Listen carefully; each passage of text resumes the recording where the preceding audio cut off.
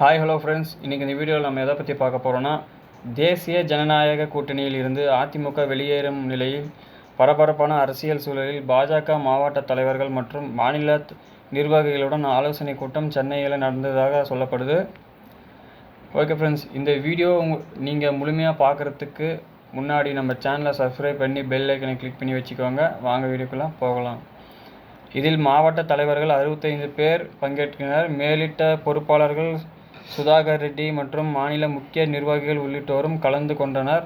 அண்ணாமலை கூட்டத்துக்கு வர தாமதமான நிலையில் வந்தே பாரதம் பாடலை பாடி நிர்வாகிகள் கூட்டம் தொடங்கியது. கூட்டத்தில் பேசிய அமைப்பு பொதுச் செயலாளர் கேசவ விநாயகம், மாவட்ட தலைவர்கள் டெல்லி தலைமையை தீவிரமாக கண்காணித்து வருவதாக கூறினார். தமிழ்நாட்டில் பாஜக பலமுறை தனது போட்டியிட்டு உள்ளதாகவும் தனித்து போட்டி என்பது புதிதல்ல என்று தெரிவித்தார். நாடாளுமன்ற தேர்தலில் முன்னிட்டு 39 தொகுதிகளுக்கும் முழுநேர ஊழியர்களை நியமிக்க கட்சி தலைமை முடிவு செய்வதாக சொல்லப்படுது.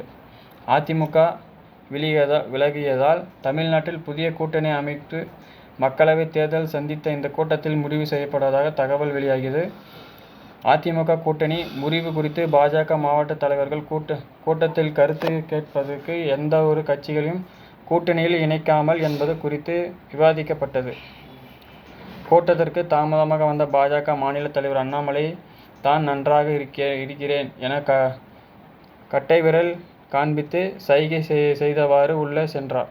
பின்னர் நிர்வாகிகள் மத்தியில் பேசிய அவர், அடுத்த 7 மாத காலத்திற்கு யாருக்கும் ஓய்வு கிடையாது, தீவிரமாக உழைக்க வேண்டும் என்று வலியுறுத்தியுள்ளார். என் மண் என் மக்கள் நடைப்பயணத்தின் போது மத்திய அரசு திட்டங்களால் பயனடைந்தவர்களை அழைத்து வந்து பேச வைக்க வேண்டும். கலைஞர் மகளிர் உரிமை தொகை திட்டத்தை 1.5 கோடி மகளிருக்கு விரிவுபடுத்த வலியுறுத்தி போராட்டம் நடத்த வேண்டும். அடுத்த 7 மாத காலம் திமுக அரசின் குறைகளை மக்கள் மத்தியில் எடுத்துரைக்கும் வகையில் தொடர்ந்து போராட்டம் நடத்துவேன் கேட்டுக்கொண்டார். பெண்களை அதிக அளவில் பூத் கமிட்டிகளில் சேர்ப்பதனுடன் அவர்கள் வாக்கு கோரிக்கை போது கண்டிப்பாக வாக்குகளை பாஜகவுக்கு ஓட்டு போடுவதற்கு என்று நிர்வாகிகள் மத்தியில் பேசினர். மேலும் கூட்டணி முடிவை டெல்லி தலைமை தான் முடிவு செய்ய வேண்டும். தனது கருத்து ஆழமாக கூறிவிட்டேன் என்று அண்ணாமலை தெரிவித்தார். எனவே இனி டெல்லியில் தலைமை தான் முடிவு செய்ய வேண்டும் என கூறினார். கூட்டணியில் இருந்து செல்பவர்கள் செல்லட்டும், அது அவர்களின் விருப்பம். அதை பற்றி நாம் ஏன் பேச வேண்டும்? 2024 தேர்தலில் எங்கள் போட்டி திமுகவுடன் தான். தமிழ்நாட்டில் 39 தொகுதியில் பாஜக வெற்றி பெறும் என்று தெரிவித்தார்.